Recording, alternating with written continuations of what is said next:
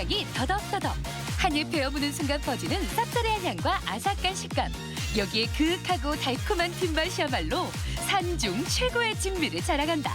더덕은 향이 너무 진하지도 식감이 너무 단단하지도 않아 약재뿐 아니라 차나 즙, 다양한 요리에 빠지지 않고 등장하는데 사계절 중 최고의 영양을 품고 있다는 3월 더덕.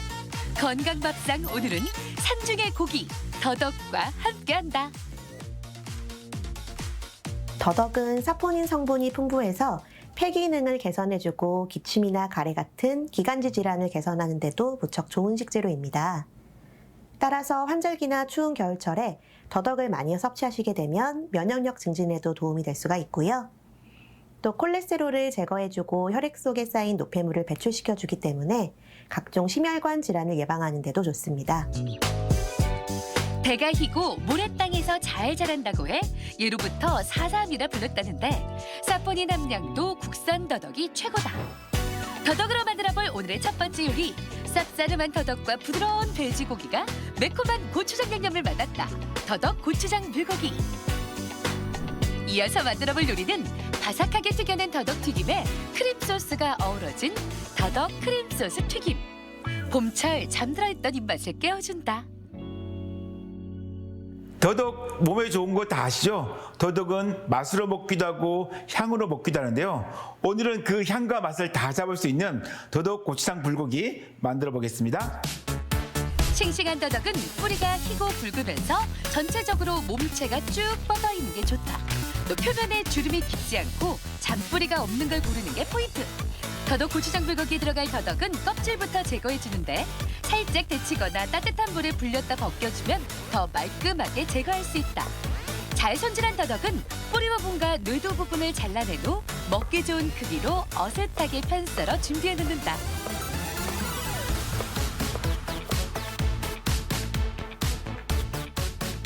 더덕 손질할 때 진액이 많이 나오기 때문에 장갑 꼭 끼고 하시고요. 또한 뜨거운 물 살짝 넣어서 껍질 벗기시면 잘 벗겨지고요. 오늘은 간단하게 필러로 자연스럽게 벗길 수가 있습니다.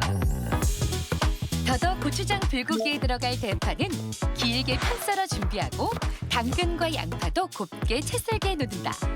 돼지고기는 주로 목살이나 앞다리살을 이용하는데 한 입 크기로 썰어준 후 소금과 참기름을 넣고 조물조물 미리 밑간에 30분 정도 숙성시켜 잡내를 제거한다. 이번엔 고추장 양념도 만들어보자. 큰 볼에 고추장과 간장, 굴소스와 설탕, 그리고 물엿 참기름 등을 넣고 양념장을 만들어주는데 너무 강하지 않게 간에 맞추는 게 포인트.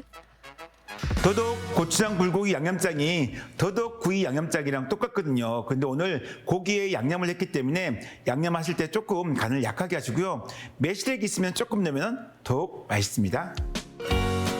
잘 달궈진 팬에 기름을 두른 후 밑간에 뒀던 돼지고기를 미리 한 차례 익혀낸 다음 볶은 고기에 손질해 두었던 채소들을 한데 넣고 고추장 불고기 양념장을 넣은 후 골고루 간이 배이도록 잘 뒤적여가며 조물조물 버무려준다.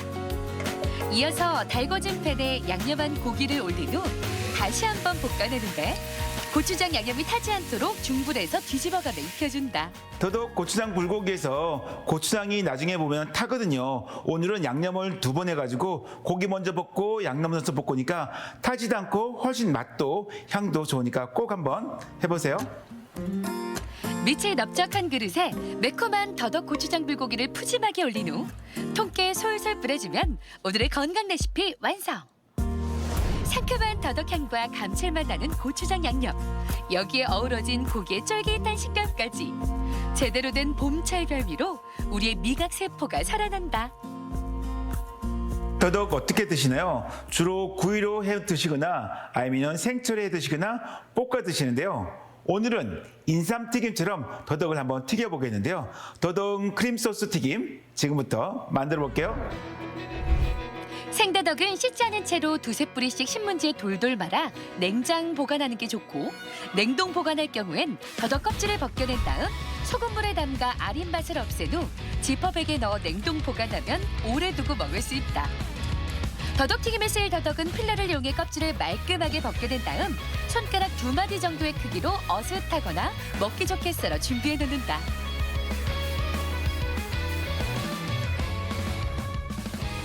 더덕을 고르실 때 엄지손가락 정도의 크기가 좋고요. 또한 발이 너무 많은 거는 좋지 않으니까 엄지손가락 꼭 기억하시고, 또한 흙이 조금 많이 묻어있는 거 구입하시면 훨씬 더 좋습니다. 이번엔 튀김에 곁들일 소스도 만들어보자. 충분히 짜놓은 새콤한 레몬즙에 마요네즈와 설탕, 우유, 땅콩을 넣어 걸쭉하게 크림 소스를 만들어주는데, 레몬 대신 향긋한 유자를 곁들여 소스의 풍미를 한껏 살려도 좋다. 이어서 튀김 반죽을 만들 차례.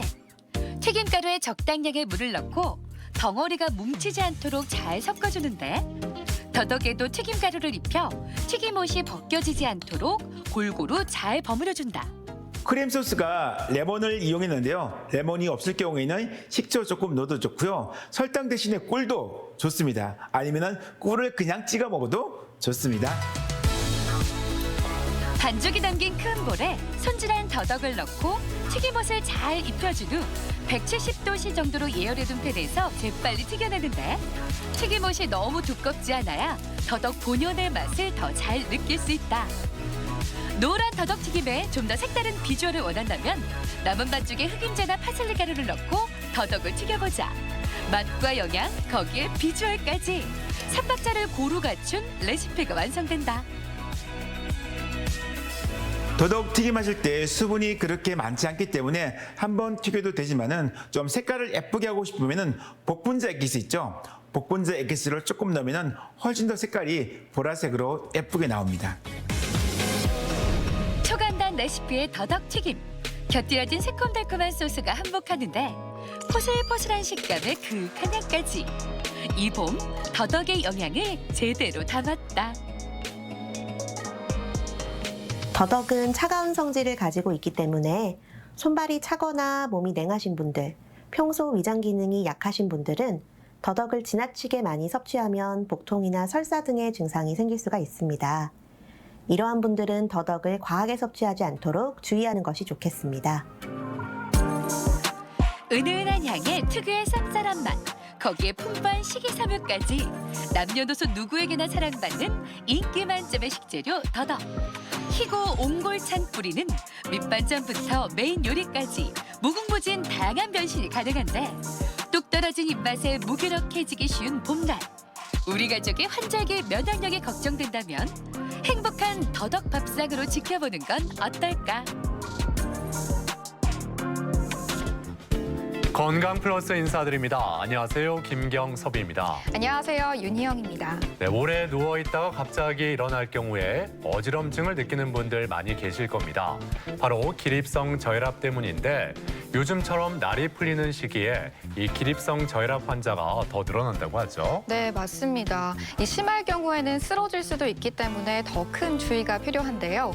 기립성 저혈압은 어지럼증 외에도 눈앞이 캄캄해지는 블랙아웃 현상이 나타나기도 하고 두통이나 소화불량이 동반될 수 있다고 합니다. 네, 흔히 고령에서 또 여성에게서 많이 나타난다고 하는데, 이 기립성 저혈압을 예방하기 위해선 평소에 충분한 수분 섭취와 적절한 염분 섭취가 중요합니다. 네, 또 일어설 때는 최대한 천천히 일어서는 게 좋고요. 하체 근육을 단련시키는 것도 기립성 저혈압을 예방하는 방법이라고 하니까 이 점도 참고해 보시기 바랍니다.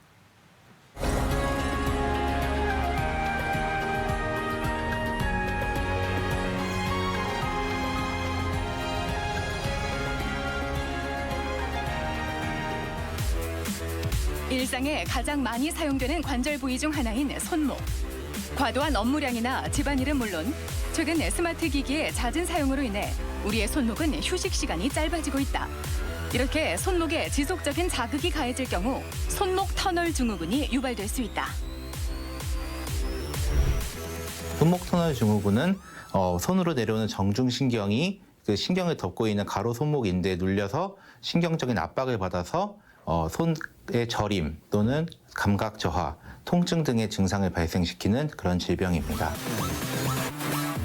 수근관 증후군으로도 불리는 손목 터널 증후군은 40대 이후부터 환자가 급증하기 시작해 여성이 70% 이상을 차지하고 있다.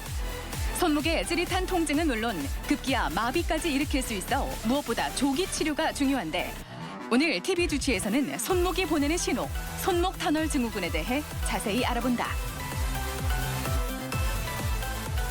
이 외출이나 야외 활동량이 줄어들면서 자연스럽게 컴퓨터나 스마트폰 같은 IT 기기 사용이 훨씬 더 많아졌습니다. 그렇다 보니까 예전에 비해서 이 손가락과 손목을 사용하는 횟수가 훨씬 많아졌죠. 네, 맞습니다. 이렇게 장시간 전자기기를 사용하게 되면 손목에 상당한 무리를 줄 수 있고요. 저린 느낌이나 통증을 유발한다고 합니다. 네, 그래서 오늘 이 시간 현대인의 고질병이라고 할 수 있는 손목 터널 증후군에 대해서 자세히 알아보겠습니다. 오늘 도움 말씀을 위해서 을지대학교 병원 마취통증의학과 김진환 교수 나오셨습니다. 안녕하세요. 안녕하세요.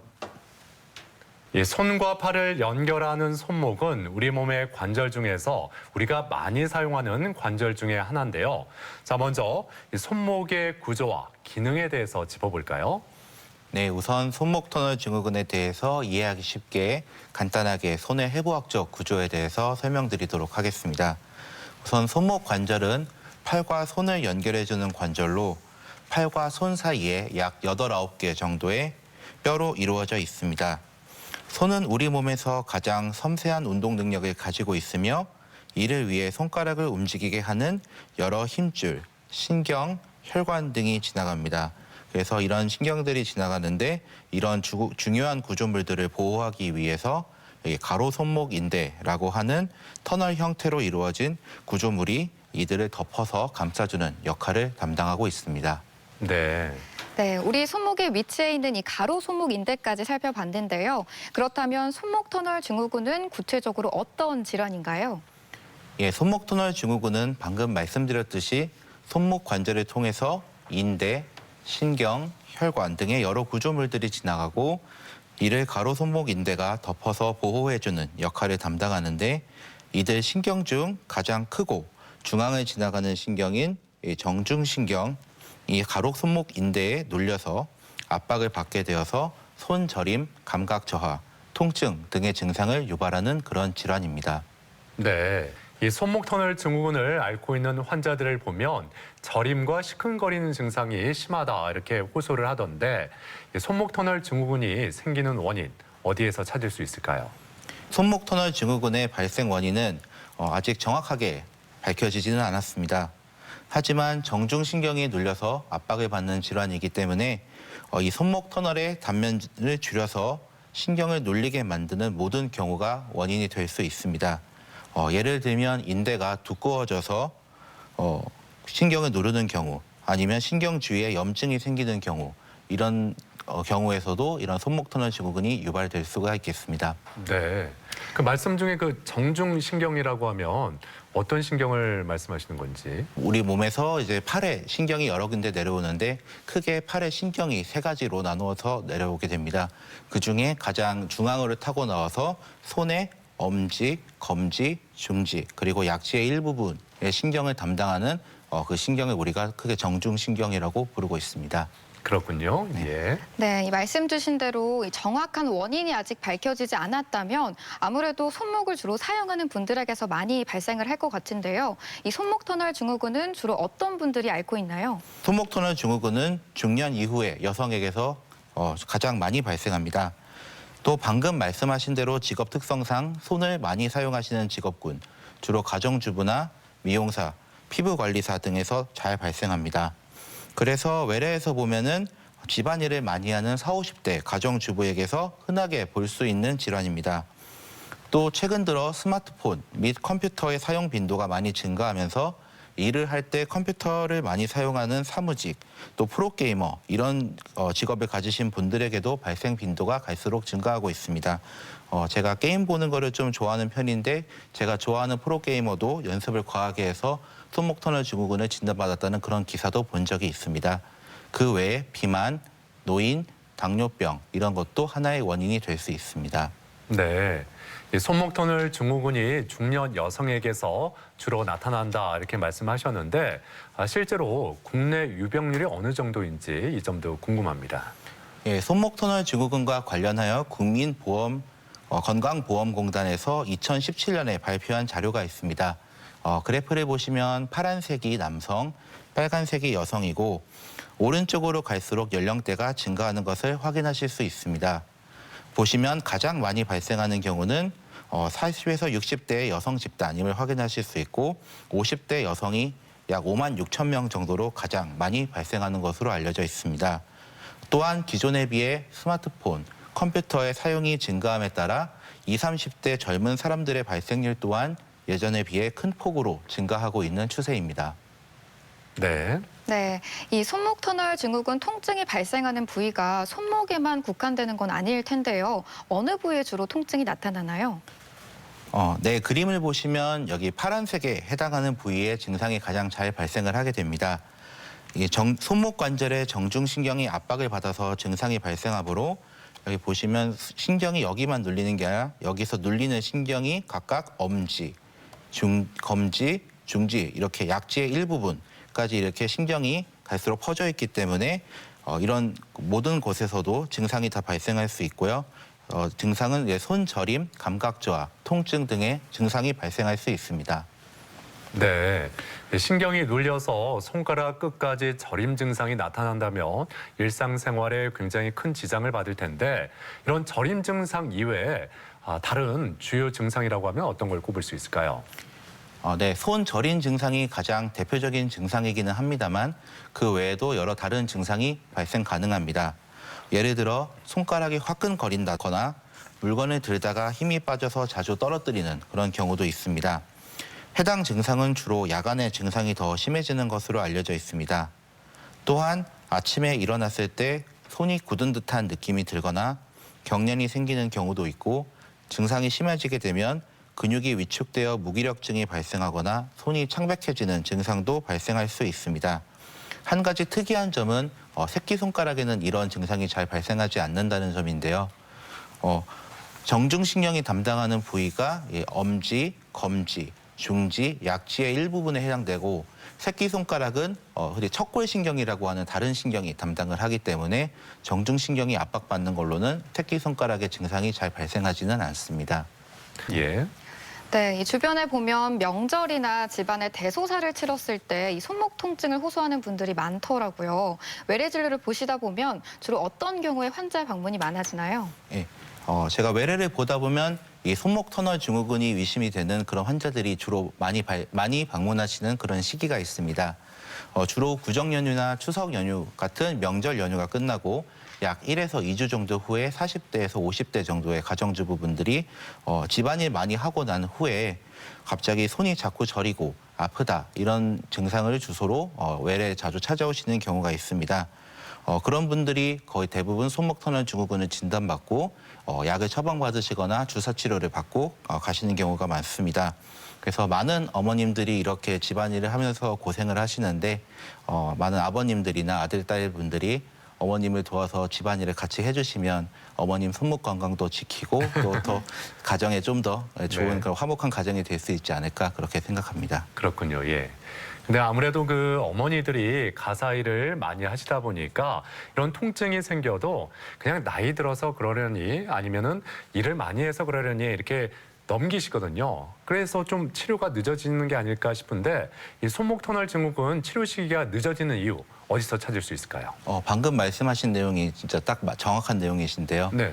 대부분의 어머님들은 조금 불편한 점이 있어도 그냥 조금 요즘 무리해서 그러겠거니 아니면 요즘 좀 혈액순환이 잘 안 되겠어 그러겠다더니 하면서 그냥 좀 있으면 괜찮아지시겠지 이렇게 생각을 하시면서 좀 대수롭지 않게 여기시는 경향이 좀 있으시고요. 네. 또 젊은 분들 같은 경우에는 요새 원체 좀 바쁘시다 보니까 대부분 병원을 웬만하면 좀 잘 오지 않으시려고 하는 그런 경향이 있습니다.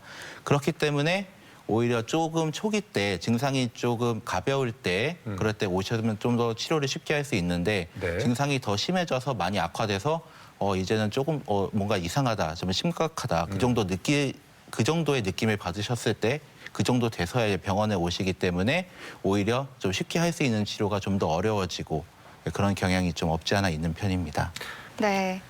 대전 MBC 건강 플러스 오늘은 손목 터널 증후군에 대해 알아보고 있는데요. 이번에는 병원에 직접 찾아가 환자들을 만나보고 진단 방법과 치료법에 대해 살펴보겠습니다. 화면으로 만나보시죠.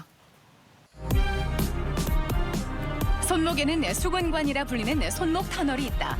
손목뼈 사이엔 9개의 힘줄과 하나의 정중신경이 지나는데 이 정중신경은 손목 터널을 지나 손가락까지 이어지며 손의 감각과 엄지를 이용해 물건을 짚는 근육의 기능을 담당한다. 정중신경이 압박되거나 손상되면 손가락 저림 등의 증상이 나타나는데 그 원인은 각기 다르다. 어디가 불편해서 오셨어요? 손목이랑 손가락이 조금 불편했는데 최근 들어서 더 많이 감각도 떨어진 것 같고 쩌릿쩌릿한 느낌이 있어서 왔거든요. 혹시 그러면 손 중에 어느 부분이 불편하신가요? 5손가락 중에 좀 보면 앞쪽 여기 세 손가락이 조금 쓰면 불편한 것 같거든요. 집에서 살림한다고 하셨는데 네. 또 최근 들어서 손을 좀 과하게 좀 무리해서 사용하신 적이 있으신가요? 2주 전에 이사를 갔는데 그때 손을 조금 무리하게 쓴 것 같아요. 손목 터널 증후군이 의심될 경우 진단해 볼 수 있는 방법이 바로 신경 타진 검사와 가슴 양쪽에 손등을 대고 1분 내로 자세를 유지해 보는 팔렌 검사다. 이 자세를 통해 통증이 유발된다면 손목 터널 증후군을 의심해 볼 수 있다.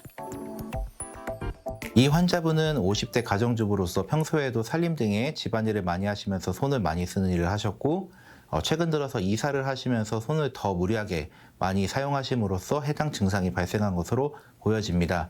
방금 전에 환자분은 제가 손목을 두드리거나 손을 구부리는 등의 검사를 통해서 손목 터널 증후군의 증상이 좀 강하게 의심이 되어졌고 필요하다면 초음파 검사를 통해서 신경이 얼마나 압박받는지를 한번 확인을 해보고 많이 압박을 받고 있다면 국소마취제를 통한 주사로 염증을 완화시키고 해당 증상을 조금 조절해 보려고 하는 그런 치료를 해볼 수 있겠습니다. 정중신경이 압박 또는 손상되는 이유로는 잘못된 자세로 오랫동안 손목을 자극할 경우, 손목 부위의 골절이나 탈구로 인해 수근관이 좁아질 경우, 또 손목을 사용해 집안일을 많이 하는 경우가 해당된다. 손목 터널 증후군을 진단함에 있어 주위 조직을 함께 볼 수 있는 초음파 검사는 구조적 이상을 점검할 수 있는 장점이 있다. 어디가 불편해서 오셨죠? 최근에 손목이 많이 아팠는데 일을 할 때마다 신경이 쓰이고 그래서 찾아왔어요. 네. 그러면 퇴근하신 후나 아니면 주말 같은데 그때는 좀 괜찮으신 편인가요? 주말에 쉴 때는 확실히 덜 아픈 것 같아요. 혹시 하시는 일이 어떻게 되세요? 전 사무직이에요. 사무직이면 혹시 일하실 때 컴퓨터 사용하는 시간이 좀 많은가요? 네, 업무 내내 컴퓨터 사용을 하고 있습니다. 손목 터널 증후군은 평생에 걸쳐 걸릴 확률이 50% 전후라고 할 만큼 팔에 발생하는 가장 흔한 신경질환 중 하나다. 누구에게나 나타날 수 있기 때문에 예방을 위한 노력이 무엇보다 중요하다. 이 환자분은 20대의 젊은 여성분으로서 취직하고 난 이후에 컴퓨터 등 손을 많이 쓰는 일을 하셔가지고 좀 갑작스럽게 증상이 발생한 경우인데요. 이런 환자분들 같은 경우에는 우선 진통제 같은 약물로 가볍게 치료를 해볼 수가 있고요. 또 손을 많이 사용하시는 일을 하고 계시기 때문에 중간중간에 휴식을 취하는 것이 중요하다고 말씀드렸습니다. 예를 들어서 50분 정도 일을 하면 10분 정도는 휴식을 취하시고 주기적으로 손목 스트레칭 같은 것을 좀 해보시는 것을 권유드렸습니다. 손목 터널 증후군 환자는 자신의 증상을 대부분 혈액순환 장애 등과 같은 문제로 생각하기 때문에 치료 시기가 지연되는 경우가 많다. 또 비슷한 증상을 호소하는 여러 질환과 감별하기 위해 전문의의 진단이 꼭 필요한 질환 중 하나다. 증상의 초기라면 찜질이나 부목 고정, 또 주사나 약물 치료 등의 비수술적인 치료로 먼저 증상을 개선해 볼 수 있다. 손목 터널 증후군을 조기에 치료받지 않고 오랫동안 방치하게 되면은 신경이 오랫동안 눌려 있어서 이제 그것이 복구가 되지 않기 때문에 만성적인 신경병증으로 발전하거나 또는 근육에 힘이 빠져서 근육 위축이 일어나게 되면 손으로 물건을 짚다가 떨어뜨리거나 아니면 만성적인 통증이 발생할 수 있어서 조기에 치료를 받으시는 것이 중요하다고 볼 수 있습니다. 손목 터널 증후군은 흔한 질환인 만큼 언제 어느 때 발병할지 모르기 때문에 일상생활에서의 관리가 필요하다. 손목의 지속적, 반복적인 동작은 증상을 악화시키므로 생활 습관에 대한 교정이 무엇보다 중요한데 참으면 참을수록 독이 되는 손목 터널 증후군. 조기에 치료를 받아야만 증상 개선에 도움이 된다는 걸 꼭 기억하자. 네, 병원을 찾아가서 환자들을 만나보고 손목 터널 증후군에 대해서 알아봤습니다. 계속해서 더 자세히 말씀 나누죠. 자, 손목 터널 증후군이 의심이 된다 하면은 어떤 검사를 받아야 될까요? 네, 손목 터널 증후군을 진단하기 위해서는 여러 검사들이 가능한데 그중에 우선 집에서도 혼자서 어느 정도 해볼 수 있는 자가진단 검사 2개를 먼저 말씀드리도록 하겠습니다. 첫 번째는 티네 징후라고 불리는 신경타진 검사라고 하는 건데요. 아까 보셨듯이 신경이 손목의 중앙 부분을 지나가게 됩니다.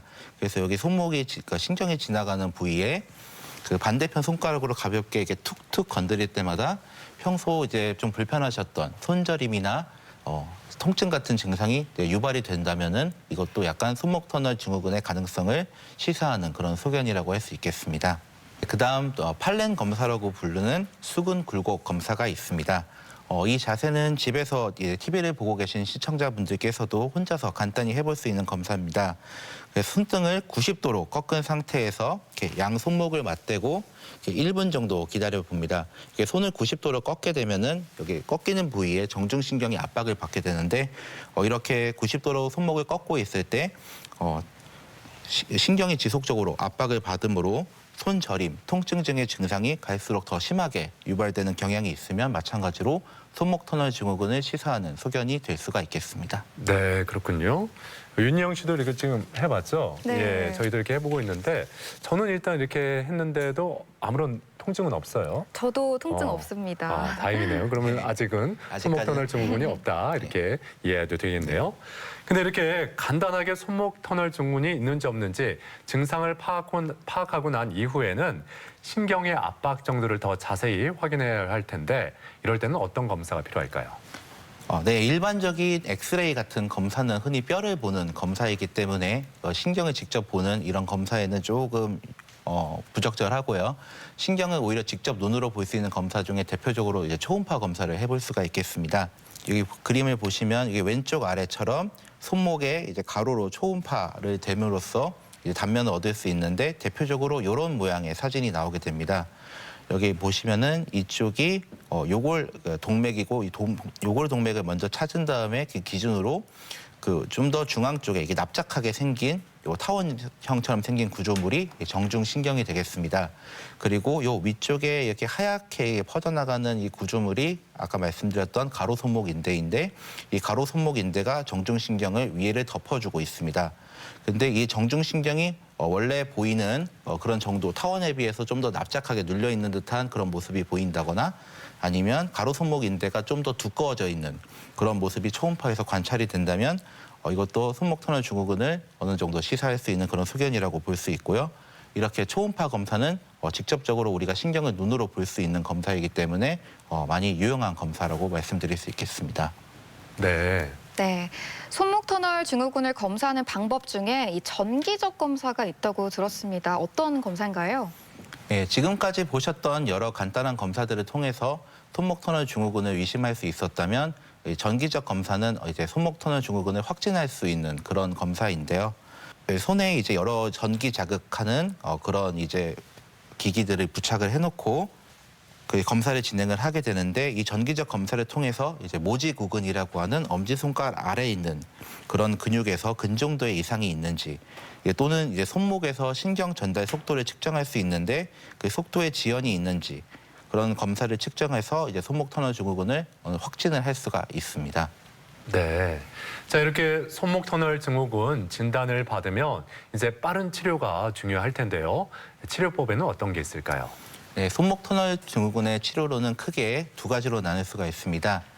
비수술적 치료와 수술적 치료가 있는데 우선 수술적 치료를 바로 하는 것보다는 이제 증상이 어느 정도 가벼울 때는 비수술적인 치료를 먼저 시도를 해보는 것이 좋습니다. 근데 우선 비수술적 치료로 먼저 보존적 요법을 6개월 정도 시행을 해보고 이 비수술적 치료를 통해서 증상이 어느 정도 개선이 되는 모습이 보이면 이 치료를 그대로 유지하면 되고요. 6개월 이상 시행해도 증상이 좀 개선이 없거나 오히려 더 악화되는 그런 모습이 보이게 되면 이후에 수술적 치료를 고려해 볼 수 있겠습니다. 네. 이 무엇보다도 수술을 받지 않고 이 치료를 받으면 환자 입장에서는 좀 부담감이 더 줄어들 것 같은데요. 비수술적 치료법에는 또 어떤 것들이 있을까요? 네, 비수술적 치료 같은 경우에는 증상이 가볍고 근육 위축이 없는 환자에게 시행할 수가 있는데요. 이제 크게 소염 진통제 이용한 약물 치료를 해볼 수가 있고 또는 이제 손에 보조기나 부목 같은 것을 사용해서 손을 고정해서 손의 사용량을 좀 줄이고 올바른 자세를 잡아주는 고정 치료가 있을 수 있습니다. 또 손목 터널 내에 이제 스테로이드와 국소마취제를 섞어서 이제 주사제를 직접 투입을 해가지고 증상을 완화시켜주는 주사 치료 또한 고려를 해볼 수가 있겠습니다.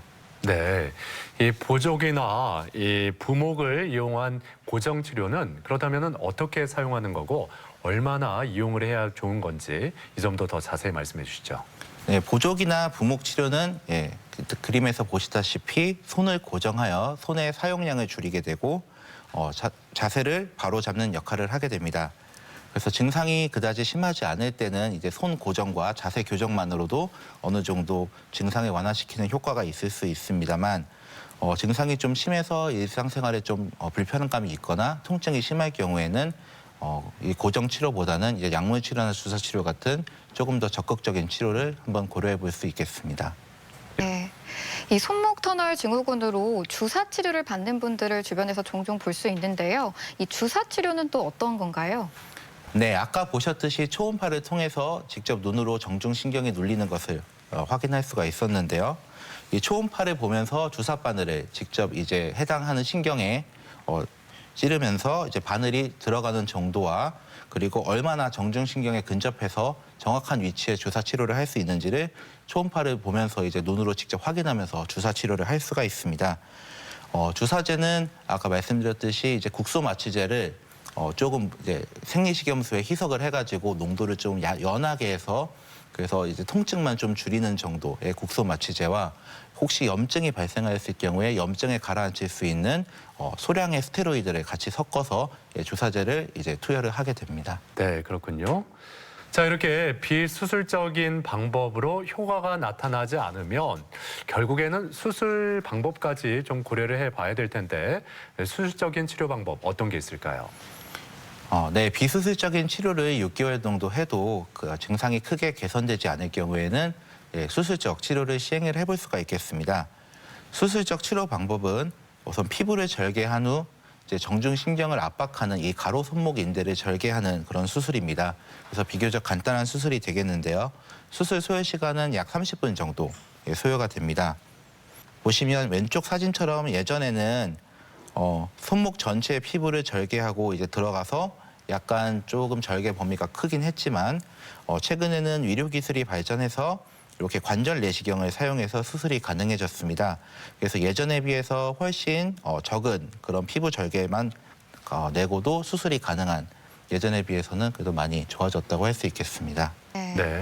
혹시 손목 터널 증후군을 치료하지 않고 만약에 방치를 했을 경우에는 또 어떻게 되나요? 네, 만약에 손목 터널 증후군을 조기 치료하지 않고 좀 오래 이렇게 방치가 돼서 증상이 악화가 된다면 조금 더 심각한 증상이 발생할 수가 있습니다. 우선 신경 손상이 심해져서 감각을 전혀 느끼지 못하는 무감각 상태로 진행이 될 수가 있으며 또한 근육 위축이 심해지게 된다면 손에 힘이 잘 빠져서 물건을 잘 짚지 못하고 쉽게 떨어뜨리는 경우가 발생할 수가 있습니다. 또한 통증이 계속 만성적으로 발생하여 신경병증성 통증으로 진행할 가능성도 있습니다. 네. 자, 대부분의 환자가 다 그렇듯이 이게 수술이라고 하면은 일단 좀 거부감이 생기잖아요. 네. 근데 이 손목 터널 증후군에서도 꼭 수술을 받아야 되는 분들이 있다면 어떤 적용을 받아야 되는 건지 그런 분들은 어떤 분들인지 말씀해 주시죠. 네, 손목 터널 증후군을 꼭 이제 수술 치료의 대상이 되는 분들은 우선 아까도 말씀드렸다시피 비수술적인 치료를 6개월 이상 했는데도 크게 증상의 개선이 없는 분들은 이제 수술적 치료가 필요하고요. 그 외에 증상이 심해져서 신경 장애가 지속이 된다던가 아니면 운동 기능의 악화가 발생한 분들에게서도 마찬가지로 수술 적용 대상이 되겠습니다. 또한 통증이 갈수록 심해지는 환자, 그리고 류마티스 관절염을 비롯한 다른 원인에 의해서 압박이 발생하는 환자들, 또는 손목을 다친 이후에 갑작스럽게 급성 증상이 발생한 경우가 있는데요. 이 중에서도 마지막에 손목을 다쳐서 증상이 이제 급성으로 발생한 환자분들께서는 약간 응급 상황일 수도 있으니 이런 분들은 꼭 진단과 치료를 일찍 받아보시는 것을 권유해 드립니다. 네. 네, 이 손목 터널 증후군은 아무래도 생활 속에서 관리를 하고 또 예방을 하는 게 중요할 텐데요. 이 관리하는 방법에는 또 어떤 것들이 있을까요? 네, 손목 터널 증후군은 이제 치료도 치료지만 일상생활에서 생활습관 교정 및 예방도 매우 중요합니다. 가장 중요한 점은 우선 손을 무리해서 많이 사용하지 않는 점이고요. 손에 충분한 휴식을 줘야 하고 중간중간 가벼운 스트레칭을 통해서 손목이나 손가락을 이완시켜주는 것이 좋습니다. 또한 직업 특성상 이제 어쩔 수 없이 손을 좀 많이 사용해야 되시는 분들은 키보드 아래 손목 받침대를 받치고 사용하시거나 아니면 50분 근무 후 10분 정도의 휴식을 취하는 것이 바람직합니다. 또한 의심되는 증상이 있으면 조기에 진단받고 치료를 받는 것이 가장 중요하다고 말씀드릴 수 있겠습니다. 네. 자, 예방법 중에 평소에 이 손목 스트레칭이 중요하다 말씀하셨잖아요. 네. 윤영 씨는 평소에 이 손목 스트레칭 하라고 하면 어떻게 해요? 저는 주로 손목 스트레칭을 하라고 하면 이렇게밖에 안 하는 그렇죠. 거. 이렇게 돌리던가 아니면 이렇게 털어내던가. 예, 보통 이렇게 스트레칭을 하는데 생활 속에서 이 손목 보호할 수 있는 그런 운동법 정확히 어떤 건지 궁금합니다. 네, 보건복지부에서 제작한 손목 터널 증후군 예방 및 완화 운동법이 있는데 오늘 시청자분들께 한번 소개해드리겠습니다. 우선 첫 번째로 손목을 뒤로 젖히고 손가락을 느슨히 피는 그런 자세를 취합니다. 다음 두 번째로 손목을 이제 반듯하게 편 이후에 손가락을 이제 이완시키는 자세를 취하고요. 세 번째로 이제 주먹을 꽉 쥐는 그런 행동을 취할 수가 있고요. 자, 그다음에 주먹을 꽉 쥔 상태에서 손목을 구부려서 마음속으로 5을 셉니다. 그래서 하나, 둘, 셋, 넷, 5 하고 난 이후에 긴장되었던 손을 풀고 느슨히 한 이후에 다시 5을 셉니다. 그래서 하나, 둘, 셋, 넷, 5 이렇게 해서 이 사이클을 10번 정도 반복을 한 이후에 이제 마무리로 이제 팔을 5초 정도 앞뒤로 흔들면서 긴장된 근육을 풀어주면서 마무리 지을 수 있겠습니다. 틈틈이 이런 스트레칭을 하신다면 어느 정도 손목 건강에 좀 도움이 되지 않을까 생각합니다. 네. 자, 손목 터널 증후군 운동법도 말씀해 주셨는데 예방하기 위한 운동법.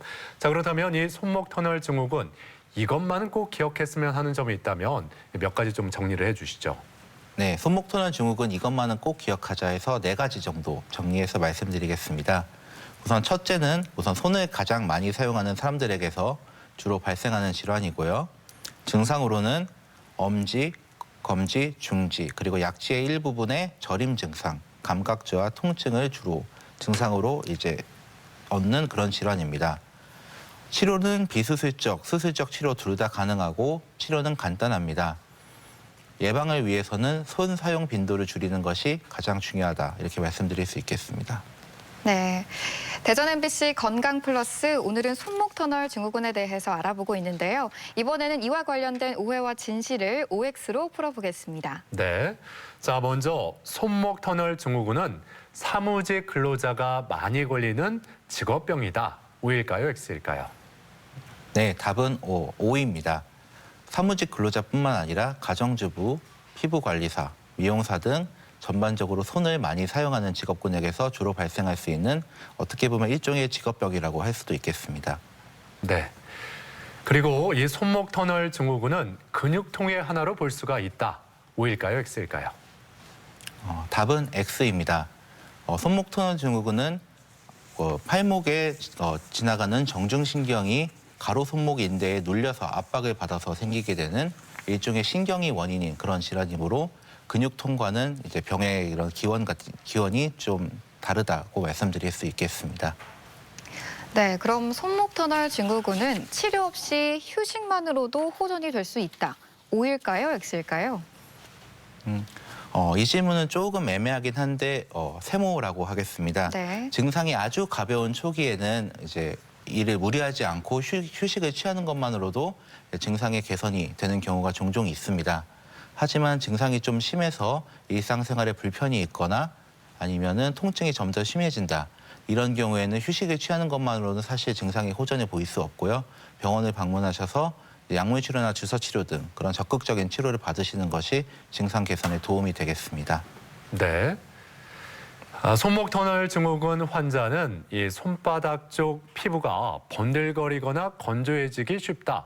O일까요, X일까요? 네, 답은 O입니다. 이제까지 손목 터널 증후군의 주요 증상으로 손저림, 감각저하, 통증 등의 증상에 대해서 주로 설명을 드렸지만 이 질환들은 되게 대표적인 증상들이고 그 외에 기타 증상으로 손바닥의 피부가 번들거리거나 건조해지는 그런 증상 또한 발생 가능합니다. 네, 이렇게 손목 터널 증후군에 대한 오해와 진실을 OX로 풀어봤고요. 계속해서 시청자 여러분의 궁금증 풀어보도록 하겠습니다. 제가 수족냉증을 앓았었는데요. 최근에 손가락 끝길이 스치는 것도 너무 아파서 잠을 이루기 힘들 정도거든요. 혹시 이것도 손목 터널 증후군 증상 중에 하나일까요?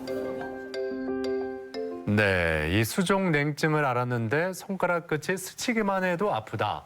이것도 손목 터널 증후군의 증상으로 볼 수 있는지 물어보셨어요? 네, 손가락 끝이 스치기만 해도 아프고 손끝이 차가운 수족냉증을 앓고 있다고 하셨는데 이 수족냉증도 손목 터널 증후군이 많이 악화되면 발생할 수 있는 증상 중에 하나이기는 합니다. 하지만 수족냉증이 있다고 반드시 손목 터널 증후군이 동반된다고는 할 수 없고요. 수족냉증의 원인 또한 여러 다양한 원인들이 있기 때문에 이에 대해서는 좀 더 추가적인 검사가 필요할 듯 싶습니다. 그래서 정리를 하자면 손목 터널 증후군이 심하면 수족냉증이 발생할 수는 있지만 수족냉증이 있다고 반드시 손목 터널 증후군이다라고 말씀드리기는 조금 어려울 것 같습니다. 손목 터널 증후군 증상이 의심되면 어느 과를 찾아가야 빠른 치료를 받을 수 있나요? 네, 손목 터널 증후군이 의심될 경우 이 빠른 치료가 필요할 텐데요. 이럴 땐 어느 과를 먼저 찾아가면 좋을까요? 네, 손목 터널 증후군은 일단 저희 통증의학과에서도 당연히 보는 질환이지만 저희과 외에도 당연히 정형외과, 신경외과, 신경과, 재활의학과 등 여러 과에서 다에게 볼 수 있는 그런 질환입니다.